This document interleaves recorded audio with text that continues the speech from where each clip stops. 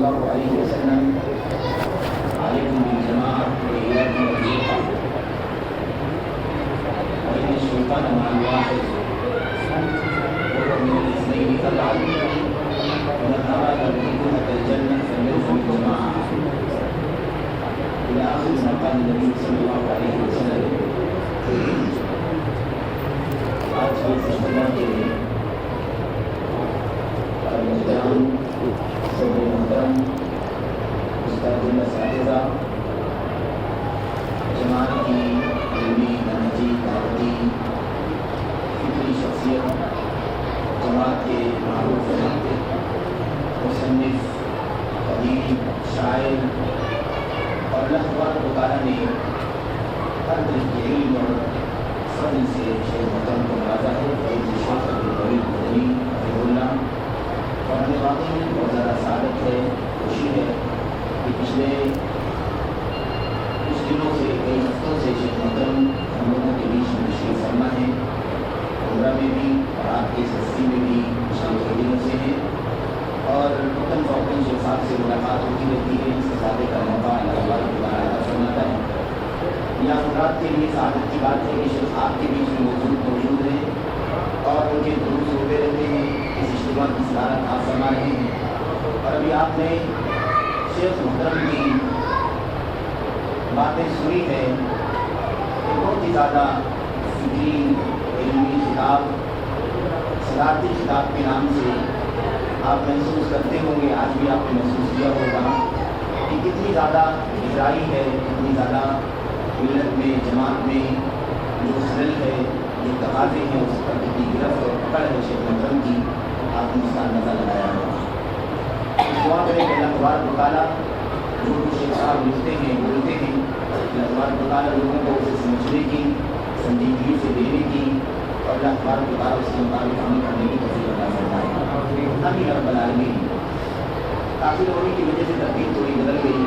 شیخ صاحب کا سیاسی کتاب میں ہونا تھا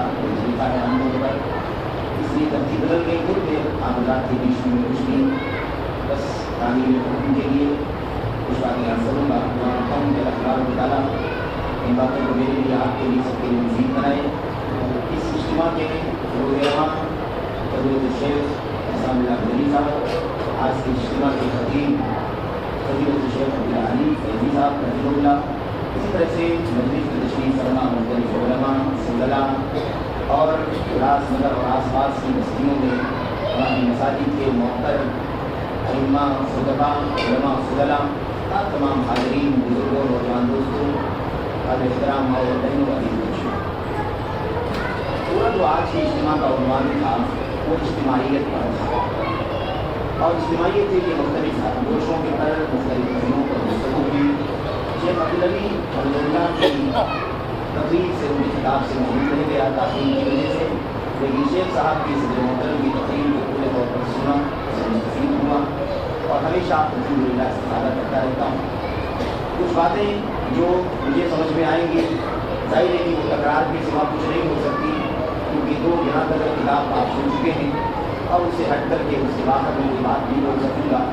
صاحب حضرات سے گزارش ہے کہ اسے میں تذکیر سمجھ لیں، اس تکرار کو اور نصیحت کا ایک پہلو سے نکال لیں کہ بس میں یاد دہانی آپ کو کراؤں گا جو باتیں آپ کے سامنے عرض کروں گا. دعا ہے کہ اللہ تبارک و تعالیٰ مجھے ان باتوں پر اس وجہ سے آپ کو سبھی لوگوں کو عمل کرنے کی توفیق عطا فرمائے. اجتماعیت کی ضرورت ہر جگہ ہے. اجتماعیت مطلوب ہے عقیدے میں، اجتماعیت مطلوب ہے منہج میں، اجتماعیت مطلوب ہے شریعت میں، احکام میں، مسائل میں. اجتماعیت مطلوب ہے سماج میں، معاشرے میں. اسی طرح اجتماعیت مطلوب ہے دعوت میں، اصلاح میں، تربیت میں. ہر جگہ اجتماعیت مطلوب ہے. آخر کیوں ایسا ہے؟ اس کی وجہ یہ ہے کہ ہم جس دین کے شریعت کے ماننے والے ہیں اس کا ایک سرچشمہ ہے. اس کے کئی سوتے نہیں ہیں، اس کا سوتا ایک ہے، اس کا راستہ ایک ہے. اللہ تبارک و تعالیٰ کی توحید کے عقیدے پر ہم چلنے والے لوگ ہیں. اللہ کے نبی محمد صلی اللہ علیہ وسلم ساری انسانیت کے لیے تنہا مطلق مطاع ہیں، قابل اتباع ہیں، قابل اطاعت ہیں. آپ کے سوا دنیا میں کسی کی اتباع، کسی کی اطاعت مطلق طور پر واجب نہیں ہے. بس مطاع ایک ہے معبود ایک ہے، رب ایک ہے، ہمارا قبلہ و کعبہ ایک ہے، ہم ایک ہی ڈگر پر، ایک ہی ہادی اور طریقے پر چلنے والے لوگ ہیں، ایک ہی سنت اور سیرت ہمارے سامنے آئیڈیل ہے۔ تو جب ساری چیزیں ایک ہیں تو بھلا کسی بھی پہلو میں کیسے اجتماعیت نہیں ہو، وحدت کیوں نہ پائی جائے، اختلاف کیوں داخل ہو جائے، انتشار کیوں پیدا ہو جائے، کیوں بکھراؤ ہو جائے اور کیوں آپس میں کشاکش پیدا ہو جائے۔ اتنا سارا اختلاف عقیدے کا، اتنا سارا اختلاف منہج کا، اصول کا، اتنا سارا اختلاف دعوت میں، تربیت میں، اتنا سارا اختلاف میرے بھائیوں میں، بزرگوں سماج میں، رہن سہن میں، باہمی حقوق کے تعلقات میں جو دیکھنے میں آتا ہے، یہ حقیقت میں اس کی کوئی بھی گنجائش شریعت کے اندر نہیں ہے۔ ہر جگہ، ہر وقت، ہر پہلو پر اجتماعیت ہونی چاہیے، وحدت ہونی چاہیے، اتحاد ہونا چاہیے، اتفاق ہونا چاہیے۔ یہ اللہ تبارک و تعالیٰ کے دین کا تقاضا ہے، اسلام کے سرچشمہ قرآن کریم کا تقاضا ہے، اللہ کے نبی محمد رسول اللہ صلی اللہ علیہ وسلم کی سنت کا تقاضا ہے۔ قرآن کریم کی آیات میں اس بات کو جگہ جگہ بیان کیا گیا ہے اور بار بار بیان کیا گیا ہے، مختلف پیرائی میں بیان کیا گیا ہے، اور ان تمام تر وحدتوں کو، ان تمام تر اجتماعیت کے پہلوؤں کو نبی کریم صلی اللہ علیہ وسلم نے اپنی احادیث میں بھی جا بجا واضح کیا ہے اور امت کو سمجھایا ہے، تاکہ اس امت میں کہیں بھی تراڑ پیدا نہ ہونے پائے۔ یہ امت ایک ہی عقیدے پر چلتی رہے، عقیدے میں کوئی اختلاف نہ رہے، یہ امت ایک ہی اصول اور ایک ہی منہج پر چلے، ان کے منہج میں اصول میں اختلاف نہ ہو۔ یہ امت سماج میں جہاں رہے سہے ایک متوازن طریقے سے رہے، آپس میں مل جل کر رہے، تال میل کے ساتھ رہے، اور وہ جتنی چیزیں ہیں جو سماج اور معاشرے میں انتشار پیدا کرنے والی ہیں، اسے کھوکھلا کرنے والی جتنی بھی چیزیں ہیں، ان تمام چیزوں پر شریعت اسلامیہ نے قدم لگایا ہے۔ نبی کریم صلی اللہ علیہ وسلم نے ان کو روکا ہے، اس کے دروازوں کو بند کیا ہے، اور وحدت کے لیے، اجتماعیت کے لیے، اتحاد کے لیے، اتفاق کے لیے جتنے بھی اسباب ہو سکتے تھے، ان تمام چیزوں کی رہنمائی نبی کریم صلی اللہ علیہ وسلم نے فرمائی ہے۔ میرے بھائیوں، میرے بزرگوں، چند باتیں جو آپ کے سامنے عرض کرنی ہے وہ اسی حوالے سے ہیں کہ ہمارے عقیدے میں اجتماعیت ہونی چاہیے، ہماری شریعت میں، یعنی ہم جو جن احکام پر، مسائل پر عمل کرتے ہیں اس میں اجتماعیت ہونی چاہیے۔ اسی طریقے سے دعوت و تربیت اور اصلاح کا جو کام ہے اس کے اندر بھی اجتماعیت ہونی چاہیے۔ اسی طریقے سے چند باتیں وحدت کے اصول کے حوالے سے آپ نے تفصیلی کتاب سے محترم کا سن لیا ہے، لیکن کچھ باتیں مزید بطور یاد دہانی اور بطور تکرار، بطور تذکیر آپ کے سامنے عرض کرنے کی کوشش کروں گا۔ دعا کرتا ہوں کہ اللہ تبارک و تعالیٰ مجھے جو باتیں عرض کر سکوں وہ قرآن کریم کی آیات کی روشنی میں ہو، نبی کریم صلی اللہ علیہ وسلم کی سنت کی روشنی میں ہو، امت کے سلف صحابہ کرام تابعین اور خیر القرون کے دوسرے اور ان کے نقش قدم کی روشنی میں ہو، اور اللہ تبارک و تعالیٰ کہنے سے زیادہ اسے اس پر مجھے سب سے پہلے اور آپ تمام احباب کو عمل کرنے کی توفیق عطا فرمائے۔ آمین رب العالمین۔ میرے بھائی، عقیدے کا اختلاف کتنا بڑا اختلاف ہے، کتنا بڑا اختلاف ہے۔ سب سے پہلا اختلاف اس لیے زمین پر، دنیا میں جو اختلاف پیدا ہوا ہے، جہاں وحدت کو، اجتماعیت کو نقصان پہنچا ہے، اور جہاں وحدت پارا پارا ہو گئی ہے، اجتماعیت کے ٹکڑے ہو گئے ہیں اور اس میں بکھراؤ آیا ہے، تو سب سے پہلا اختلاف، انتشار جو ہوا ہے وہ عقیدے کے اندر پیش آیا ہے۔ اللہ کی توحید میں اختلاف پیش آیا ہے، اللہ کی توحید میں انتشار پیدا ہوا ہے۔ اللہ تبارک و تعالیٰ قرآن کریم میں ارشاد فرماتا ہے میرے بھائیو، اور اس معنی کی آیت ایک سے زائد جگہوں پر موجود ہے قرآن کریم کے اندر۔ اللہ تبارک و تعالیٰ فرماتا ہے کان الناس امۃ واحدہ فبعث اللہ النبیین مبشرین ومنذرین وانزل معهم الکتاب بالحق لیحکم بین الناس فیما اختلفوا فیہ۔ اللہ تبارک و تعالیٰ فرماتا ہے ساری انسانیت ایک امت تھی، ساری انسانیت ایک امت تھی۔ کان الناس امۃ واحدہ، ساری کی ساری انسانیت ایک امت تھی۔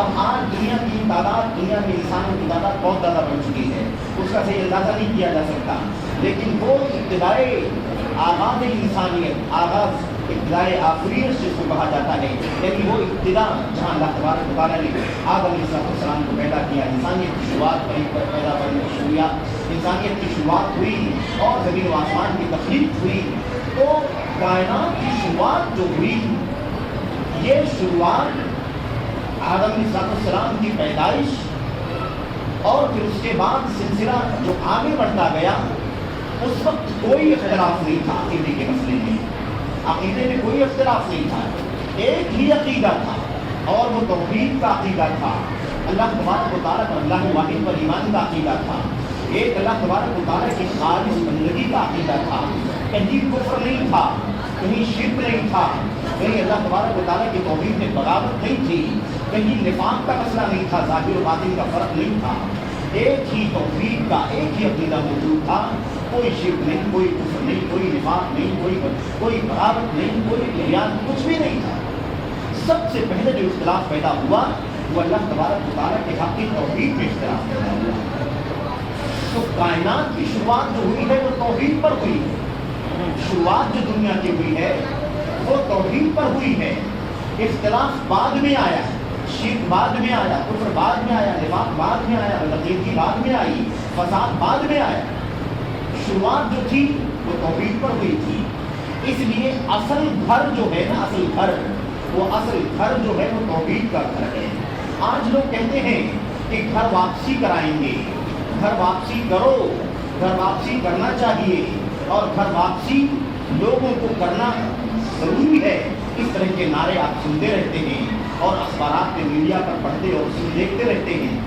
گھر واپسی یعنی کہنا یہ چاہتے ہیں کہ آج لوگ جو اپنے آپ کو مسلمان کہتے ہیں، اپنے آپ کو مسلمان کہتے ہیں، اسلام کے نام لیوا کہتے ہیں، اللہ کی عبادت کرنے والا اپنے آپ کو کہتے ہیں کہ اگر یہ اپنے نسب نامے میں اوپر کی طرف دیکھیں، ایک پشت اوپر جائیں، دو پشت اوپر جائیں، تین پشت اوپر جائیں زیادہ سے زیادہ، تو انہیں ان کے باپ دادے سب کے سب غیر مسلم دکھائی دیں گے۔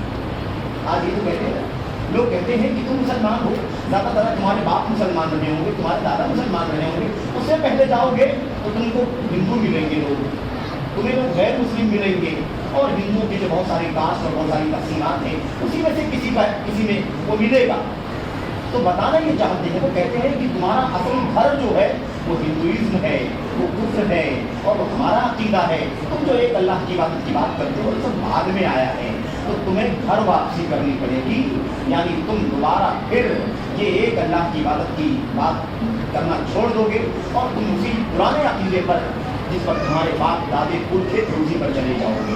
تو ہمیں ان لوگوں کو بتانے کی ضرورت ہے کہ گھر واپسی تو ہم کو بھی کرنا ہے، آپ کو بھی کرنا ہے۔ اگر اصل گھر سے ہم ہٹ گئے ہیں، بچھڑ گئے ہیں، تو ہمیں بھی گھر واپسی کرنی چاہیے، اور آپ لوگ بھی گھر واپسی کریں، لیکن جانیں کہ اصل گھر کون سا ہے جہاں واپس جانا ہے۔ تو گھر جو ہے وہ شرک کا گھر نہیں ہے، وہ کفر کا گھر نہیں ہے، اصل گھر جس کی طرف واپسی کرنی ہے وہ توحید کا گھر ہے جہاں جانا ہے۔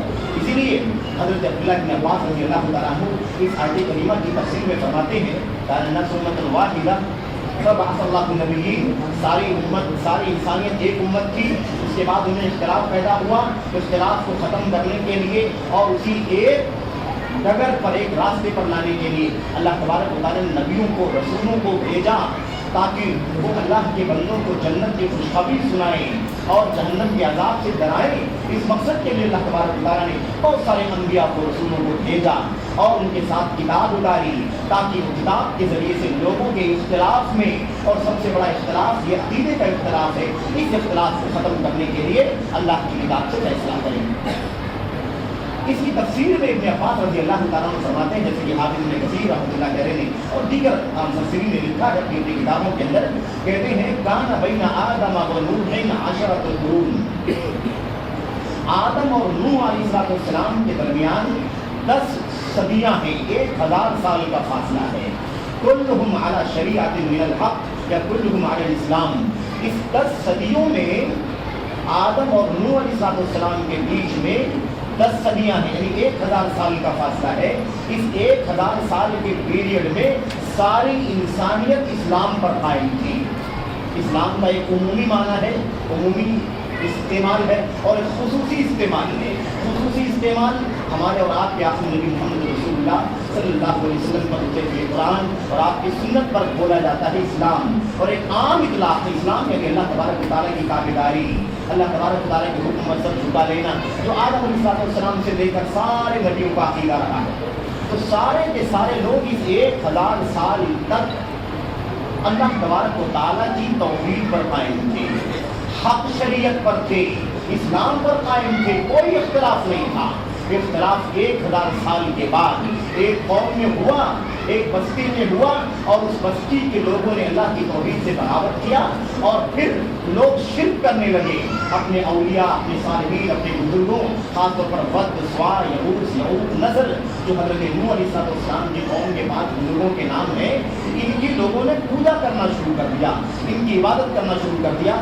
سب سے پہلے جس بستی میں شرک ہوا انہی 5 بزرگوں کی شان میں غلو کرنے کی وجہ سے ہوا، اور اسی بستی میں حضرت نوح علیہ السلام کو اللہ تبارک و تعالیٰ نے سب سے پہلا نبی اور رسول بنا کر کے بھیجا، تاکہ سب سے پہلا جو عقیدے کا اختلاف، ایمان کا اختلاف، توحید کا اختلاف دنیا میں پیدا ہوا ہے، اس اختلاف کا خاتمہ کریں حضرت نوح علیہ السلام اس قوم میں جا کر۔ ہم لوگ کہتے ہیں نوح علیہ السلام کی قوم میں سب سے پہلے شرک ہوا، اس کا مطلب یہ نہیں تھا کہ نوح علیہ السلام نبی بنا کر کے بھیجے گئے تھے، قوم میں رہ رہے تھے اور ان کے رہتے ہی قوم کے لوگوں نے شرک کرنا شروع کر دیا۔ نہیں، جس قوم میں شرک کرنا شروع کیا لوگوں نے، اس قوم کے لوگوں کی اصلاح کرنے کے لیے حضرت نوح علیہ السلام کو اللہ تبارک و تعالیٰ نے پہلا رسول بنا کر کے بھیجا۔ تو آپ دیکھیے کہ اس دنیا کی شروعات توحید پر ہوئی ہے، اس دنیا کی شروعات توحید پر ہوئی ہے، اختلاف نہیں تھا، اختلاف بعد میں آیا ہے۔ اس لیے ہمیں چاہیے کہ یہ اختلاف بعد کا ہے، یہ شرک کا، یہ کفر کا، یہ نفاق کا، یہ بدزندگی کا فساد جو بھی آیا ہوا ہے، ان سب کو ختم کرنے کی ضرورت ہے۔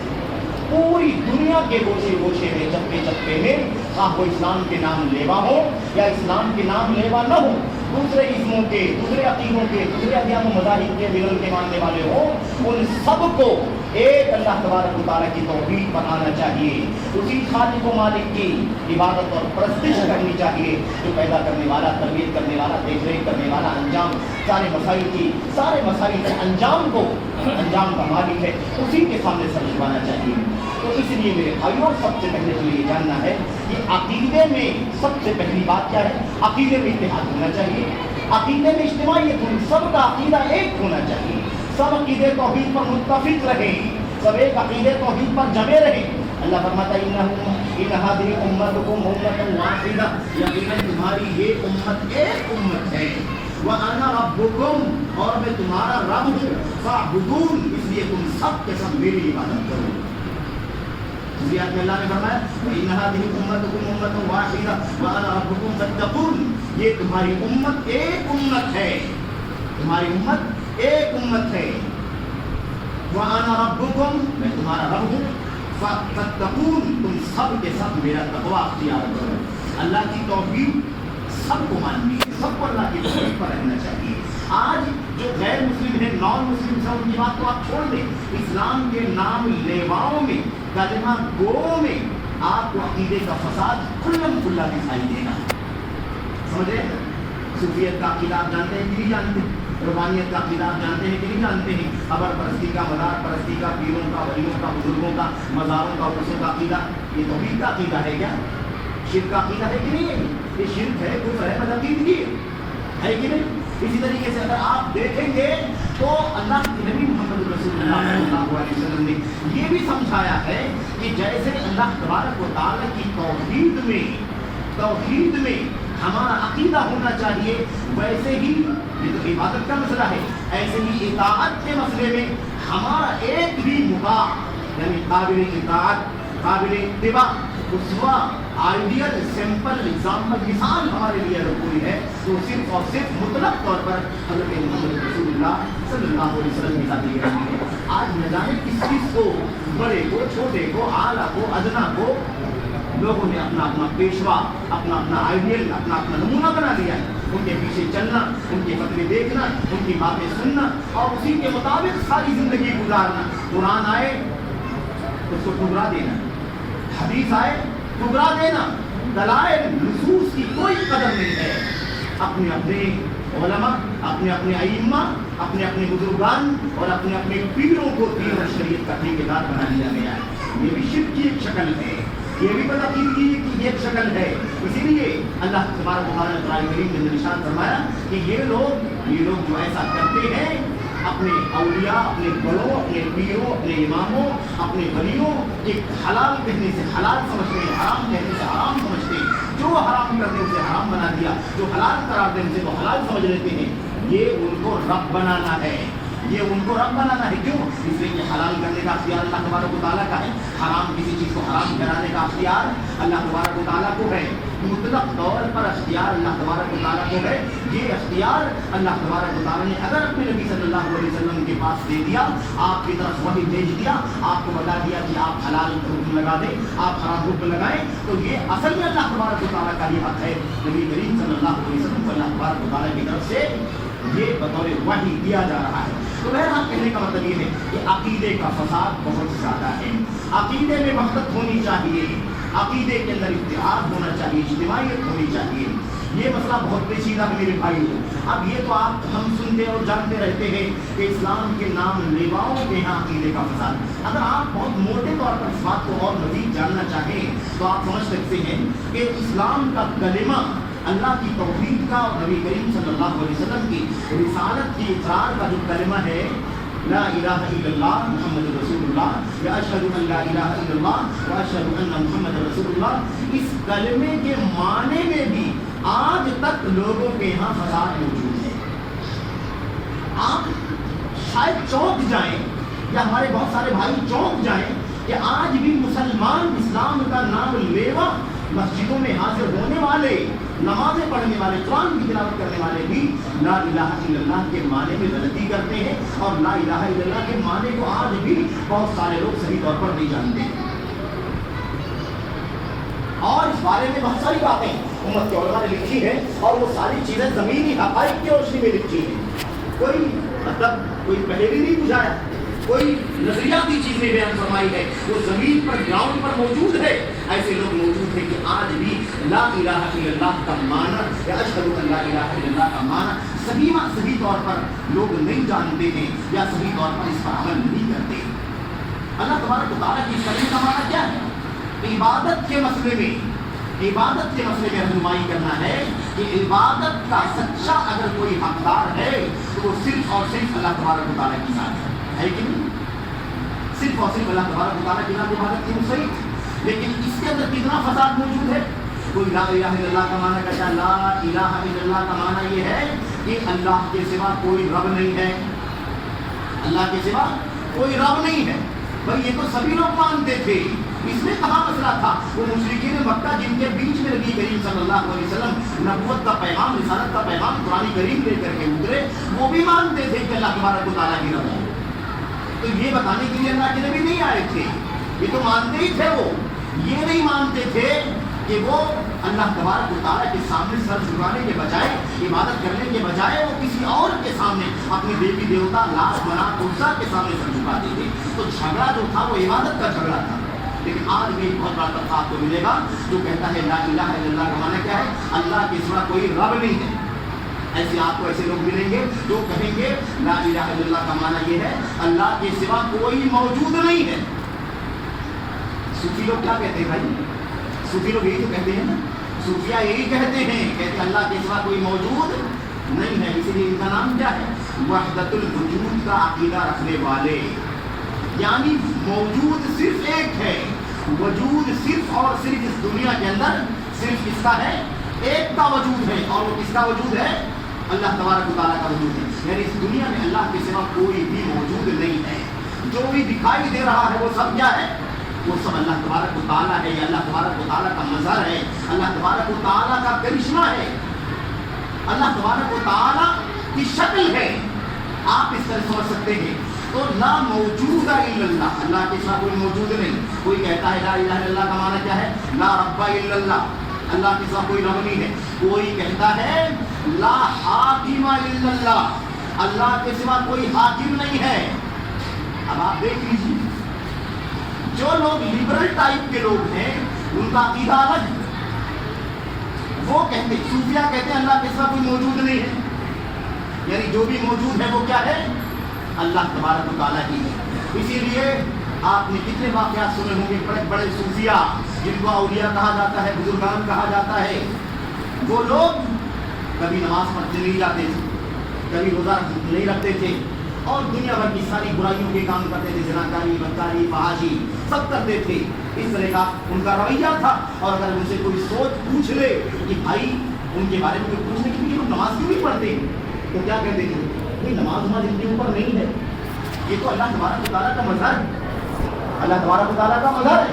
یعنی اللہ کی عبادت کرنا یہ ان کے یہاں شرک تھا، یہ ان کا عقیدہ تھا. اب آپ بتائیے کتنا گندا عقیدہ ہے. اور آج جو میرے بھائیوں جو اپنے آپ کو سب سے بڑا دین کا ٹھیکیدار، دین قائم کرنے والا، دین کو نافذ کرنے والا، اسلامی حکومت قائم کرنے کے دعویٰ کرنے والے جو لوگ ہیں، جو میرے بھائیوں ان کا یہ کہنا ہے، ان کی یہ سوچ ہے کہ اللہ تبارک و تعالیٰ کے کلمہ لا الہ الا اللہ کا معنی ہے لا حاکم الا اللہ، اللہ کے سوا کوئی حاکم نہیں ہے. اس لیے ساری انرجی، ساری طاقت حکومت قائم کرنے پر لگاتے ہیں، حکومت قائم کرنے پر، وہ بھی بھیڑ جمع کرنے پر لگاتے ہیں. عقیدہ نہیں صحیح ہے، کفر ہے، شرک ہے، بدعقیدگی ہے، بلکہ یہودیت بھی اسی میں، رافضیت بھی اسی میں، عیسائیت بھی اسی میں، صوفیت بھی اسی میں، سب کے سب کو خالی اکٹھا کر کے بھیڑ جمع کر کے وہ سمجھتے ہیں کہ اس بھیڑ کے ذریعے سے حکومت قائم ہو جائے گی. یہ جو اپنے آپ کو عثمانی جماعت اسلامی کہنے والے لوگ میرے بھائیوں، ان کا نظریہ یہ، یعنی ساری جو ان کی سوچ ہے وہ لا الہ الا اللہ کے معنی میں کیا ہے، ان کا سوچنا یہ ہے ٹھیک ہے اللہ تبارک و تعالیٰ کے اکیلے کی عبادت تو کرنی ہے، لیکن اللہ کی اکیلے کی عبادت اس وقت ہوگی جب پہلے حکومت قائم کر لی جائے. اللہ تبارک و تعالیٰ کا نظام اس کے برخلاف ہے. پہلے اللہ کی توحید کا نفاذ ہوگا، اللہ کی توحید کی دعوت دی جائے گی، اللہ کی توحید کی تعلیم ہوگی، اللہ کی توحید کو پڑھا جائے گا.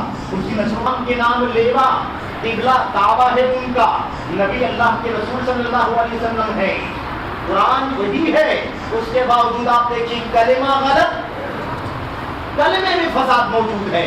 کوئی اس کا معنی رب لیتا ہے، کوئی اس کا معنی موجود لیتا ہے، کوئی اس کا معنی حاکم لیتا ہے. جو اصل معنی ہے جس کے لیے حضرت نوح علیہ السلام سے لے کر آخری نبی محمد رسول اللہ صلی اللہ علیہ وسلم تک دنیا کے سارے انبیاء اور رسول بھیجے گئے، یہ بتانے کے لیے کہ عبادت صرف اللہ تبارک و تعالیٰ کی ہوگی. آج تک امت میں کلمے کے پڑھنے والوں میں اس کا فساد اور اس کی بدعقیدگی موجود ہے. کہاں عقیدہ ایک ہے بھائی، عقیدے میں عقیدہ ایک ہے، اتنا سارا اختلاف موجود ہے ان کے یہاں. آپ بتائیے کتنا خطرناک مسئلہ. تو بہرحال عقیدے میں وحدانیت ہونی چاہیے، عقیدے میں وحدانیت ہونی چاہیے. ایسے ہی آپ دیکھیے شریعت کے اندر وحدانیت، شریعت کے اندر اتحاد ہونا چاہیے، اجتماعیت ہونی چاہیے. یہ شریعت اللہ تبارک و تعالیٰ کی طرف سے اتری ہے. حلال جو ہے وہ سب کے لیے حلال ہے، حرام جو ہے وہ سب کے لیے ہے، جائز جو سب کے لیے ہے، منع جو ہے وہ سب کے لیے ہے، مباح جو ہے وہ سب کے لیے ہے، مکروہ جو ہے سب کے لیے. یہ اللہ تبارک و تعالیٰ کی شریعت کا نظام ہے. شریعت کا نظام ہے وہ سب کے لیے ایک ہونا چاہیے. آج نہ جانے کیسے کیسے ہیلے، نہ جانے کیسے کیسے بہانے، نہ جانے کیسے کیسے فلسفے نکال کر اور عقلانیت اپنی دانشوری کو اس میں گھسیڑ کر کے، اپنی لاجک کو گھسیڑ کر کے لوگوں نے نہ جانے کتنے حرام کو حلال کر لیا ہے اور نہ جانے کتنے حلال کو حرام کر لیا ہے. سمجھ رہے ہیں یہ کیا ہے؟ یہ شریعت کا فساد ہے، شریعت کا فساد ہے. شریعت اللہ کی کتاب کے اصول پر چلتی ہے، نبی کریم صلی اللہ علیہ وسلم کی سنت کے اصول پر چلتی ہے. ہماری دانشوری، ہماری عقل، ہماری لاجک، ہمارا ذہن، ہماری فکر اتنی بھی تیز ترار کیوں نہ ہو جائے، اس میں اس کا کوئی دخل نہیں چلتا. لیکن لوگ اپنی ہوس، اپنی منمانی، اپنی ہوائے نفس اور خواہشات نفس پر کے پیچھے چل کر کے حلال کو حرام، حرام کو حلال کر لیتے ہیں. میرے بھائی، میرے بزرگوں، یہ ہے شریعت کے اندر اتحاد اور اتفاق جو مطلوب ہے، اجتماعیت جو مطلوب ہے، اس کے اندر فساد موجود ہے.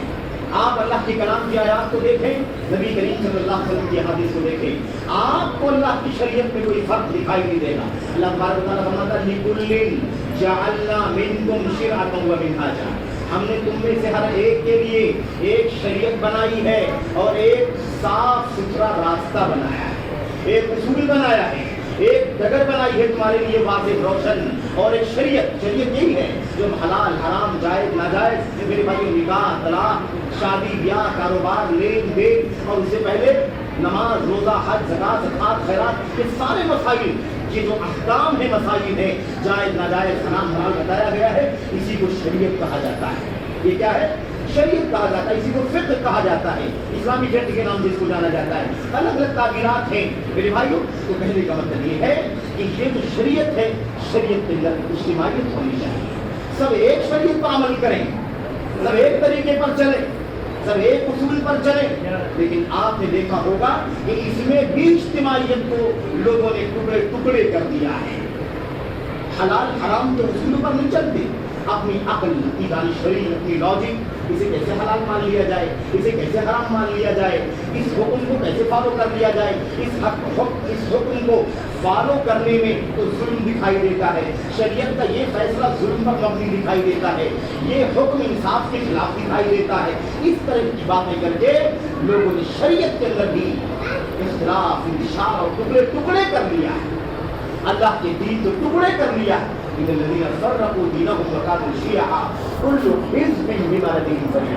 अल्लाह तबारक व तआला फरमाता है, जिन लोगों ने अपने दीन को टुकड़े टुकड़े कर लिया, अपने दीन को बांट लिया, उसे टुकड़े टुकड़ों में बांट लिया, वकाम शियअन, और खुद फिरकों में, टोलियों में, गिरोहों में बट गए। अल्लाह फरमाता है, ऐसे लोगों से आपका कोई ताल्लुक नहीं, ऐसे लोगों से आपका कोई ताल्लुक नहीं। तो इज्तिमाइयत शरीयत के अंदर भी है, अकीदा भी एक होना चाहिए, शरीयत भी एक होना चाहिए, और सबको उसी अकीदे पर, उसी शरीयत के मुताबिक अमल करना चाहिए। ये इज्तिमाइयत का सबसे बड़ा तकाज़ा है, तब जाकर के इज्तिमाइयत हो सकती है, वरना महज ढिंढोरा पीटना, प्रोपेगेंडा करना, नारे लगाना और महज ज़बानी जमा खर्च करने से कभी भी इज्तिमाइयत पैदा नहीं हो सकती है। नारे आपने बहुत देखे होंगे, और नारे भी, उन नारों से भी पता चलता है कि उसूल इनका क्या है, तरीका इनका क्या है। आपने सुना होगा, देखा होगा, इश्तिहारात में भी देखा होगा, और पोस्टर्स वगैरह पर भी आपने देखा होगा, लोग लिखते हैं, आओ आओ, सारी दुनिया हमारे खिलाफ हो रही है, लोग हमारे दुश्मन हो रहे हैं, इस्लाम के खिलाफ अदावत और दुश्मनी का माहौल बनाया जा रहा है। आओ हम सब अकीदे और मनहज से बाला तर होकर, अकीदे से, मजहब से बाला तर होकर हम सब इकट्ठा हो जाएं। तो अगर ऐसे ही इज्तिमाइयत मतलूब है तो फिर करना कहाँ है? अपने अपने अकीदे पर तो लोग है ही है मेरे भाइयों। शिया अपने अकीदे पर, राफिदी अपने अकीदे पर, सूफी अपने अकीदे पर, खारजी अपने अकीदे पर, इखवानी अपने अकीदे पर, और वो कुबूरी और मज़ारी अपने अकीदे पर, और पीरी मुरीदी करने वाले अपने अकीदे पर, मुक़ल्लिदीन अपने अकीदे पर, सब अपने अकीदे पर, और दूसरे लोगों को ले लिया जाए, यहूदी अपने अकीदे पर, ईसाई अपने अकीदे पर, और जितने लोग दुनिया के अंदर है, आसमानी गैर आसमानी अध्ययन को मानने वाले, सब अपने अपने अकीदे पर, अकीदे से, मनहज से बाला तर होकर अगर इकट्ठा होना है, तो फिर ऐसे इकट्ठा होने के लिए आपको शोर मचाने की जरूरत कहाँ है? सब तो अपने अपने अकीदे पर है, अपने अकीदे पर रह करके सारे लोग तो मौजूद ही हैं। ये अकीदा ऐसे इत्तेहाद नहीं हो सकता है, ये झूठ है, ये फसाद है। तो इज्तिमाइयत अकीदे के अंदर सबसे पहले जरूरी है, इज्तिमाइयत शरीयत के अंदर सबसे पहले जरूरी है। इसके बगैर कभी भी इज्तिमाइयत नहीं हो सकती है। इसीलिए अब इसी के बाद आप देखेंगे कि अकीदा मिल गया, शरीयत मिल गई, अब उसके बाद इस पर अमल करना है। अमल करने के बाद लोगों तक ये पैगाम अल्लाह तबारक व तआला का पहुंचाना है, सही अकीदे की नशर व इशाअत करनी है, तौहीद बतलाना है, शिर्क से डराना है, सुन्नत की तालीम देनी है, बिदअत से आगाह करना है। ये सारी हमारी और आपकी जिम्मेदारी है, उम्मत के उलमा की, उम्मत के मुखलिसीन की, मुस्लिमीन की जिम्मेदारी है। ये अंबिया का सिलसिला बंद हो चुका है।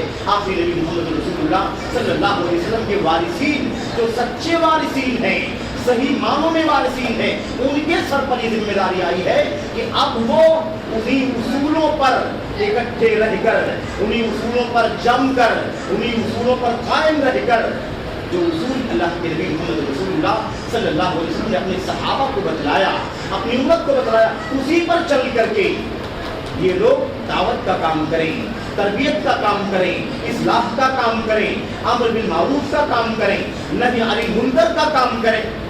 ये भी इज्तिमाइयत चाहता है, और ये इज्तिमाइयत उसी वक्त मुमकिन है जब अकीदे में इज्तिमाइयत मौजूद हो, मनहज में इज्तिमाइयत मौजूद हो, उसूल एक हो, मनहज एक हो, रास्ता एक हो, शरीयत एक हो। जिस फैकल्टी का, ایکسپرٹ ہے، آنکھ والے علاج آنکھ کے اسپیشلسٹ کریں گے، اس میں اجتماعیت رہے گی۔ ہارٹ والا کام ہارٹ والے کریں گے، اجتماعیت رہے گی۔ وہ والا اس میں گھسے گا، اجتماعیت رہے گی، فساد پیدا ہوگا۔ وہ اس میں گھسے گا، فساد پیدا ہوگا۔ ایسے ہی معاملہ ہے میرے بھائیوں، انجینئر سی اپنا کام کرے، ڈاکٹر ہی اپنا کام کرے، اور یہ لوگ کرتے ہیں۔ آپ نے دیکھا ہوگا اگر کوئی فرضی ڈگری لے کر کے اگر کوئی دواخانہ کھولتا ہے، ڈاکٹرز کی یونین ہے، اس کے خلاف کمپلینٹ ہوتا ہے اور اس کے خلاف چھاپہ ماری ہوتی ہے اور اس کے خلاف دنیا بھر کے کیس چلتے ہیں، اسے جیل میں ڈالا جاتا ہے۔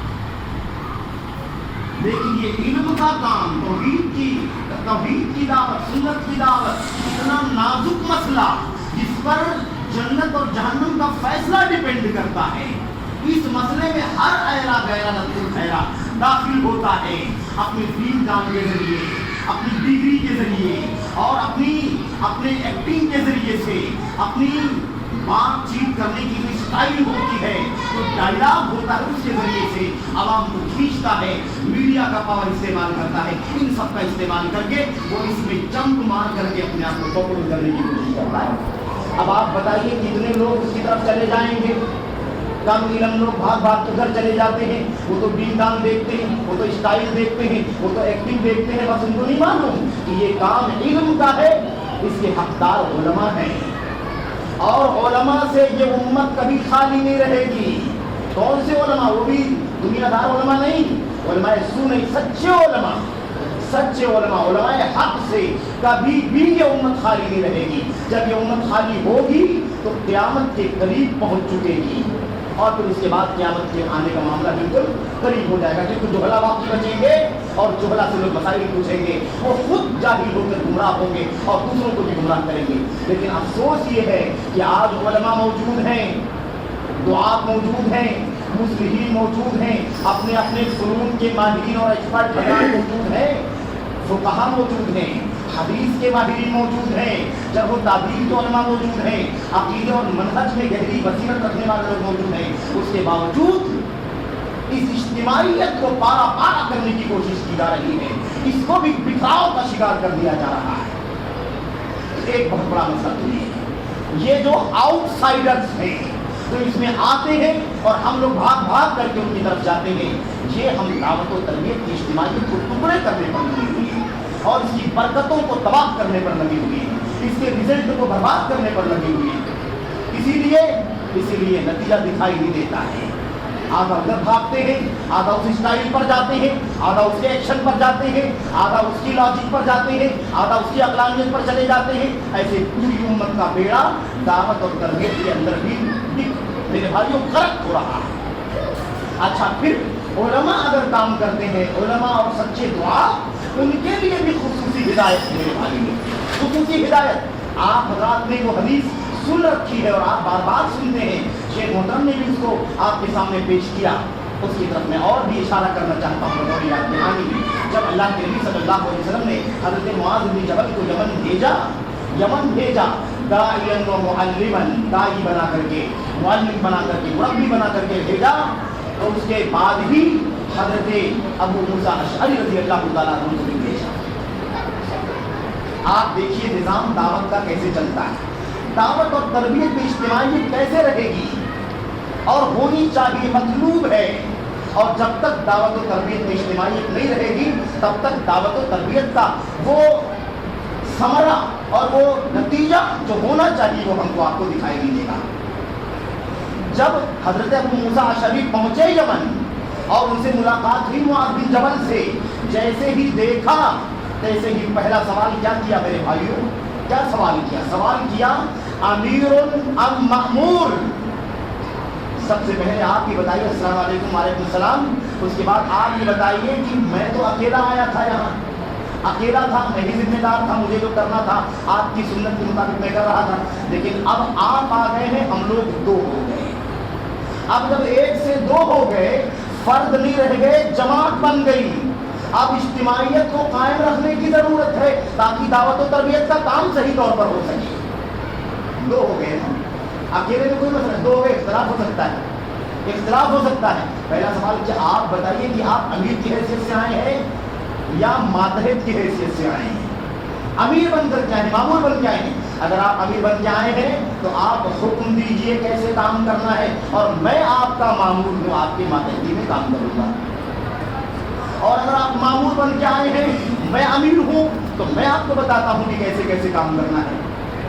پتہ ہی چلا اجتماعیت کے لیے، جیسے ایک پوری اجتماعیت کے لیے جس کو اللہ کے نبی محمد رسول اللہ صلی اللہ علیہ وسلم نے جماعت المسلمین کہا، یہ جماعت المسلمین نہیں بھائی جو آج کل یہ بیسی والے ہیں، نہیں، جماعت المسلمین مسلمانوں کی جماعت، یعنی اللہ کی توحید، نبی کی سنت پر جمنے والے، سلف کے طریقے پر متحد رہنے والے، یہ جو جماعت ہے، جماعت مسلمانوں کی جماعت، یعنی ساری دنیا کے اندر اللہ کی توحید پر جو بھی چلتا ہے، سنت پر جو بھی چلتا ہے، صحابہ کرام کے طریقے پر جو بھی چلتا ہے، وہ جماعت کا حصہ ہے۔ کسی ملک میں اکیلا ہو تب بھی کوئی بات نہیں، 10 لوگ ہو تب بھی کوئی بات نہیں، ساری دنیا ان کے خلاف ہو تب بھی کوئی بات نہیں ہے، کیونکہ وہ حق پر چل رہے ہیں، اس لیے وہ کیا ہے؟ جماعت ہے۔ جماعت کا ایک معنی یہ ہے اسلامی نظام ہو، جیسے سعودی عرب کے اندر ایک مسلمانوں کا امیر المومنین ہے، ایک ولی امر ہے، حاکم ہے، سارا ملک اس کی قیادت میں چل رہا ہے۔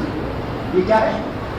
یہ ہے مسلمانوں کا امام، اور سارے لوگ مسلمانوں کی جماعت ہے۔ اسی کو اللہ کے نبی صلی اللہ علیہ وسلم نے فرمایا تھا، علیکم بالجماعہ، جماعت کو لازم پکڑو، وَإِيَّاكُمْ وَالْفُرْقَةَ، اور ٹکڑے ٹکڑے ہونے سے اپنے آپ کو بچاؤ۔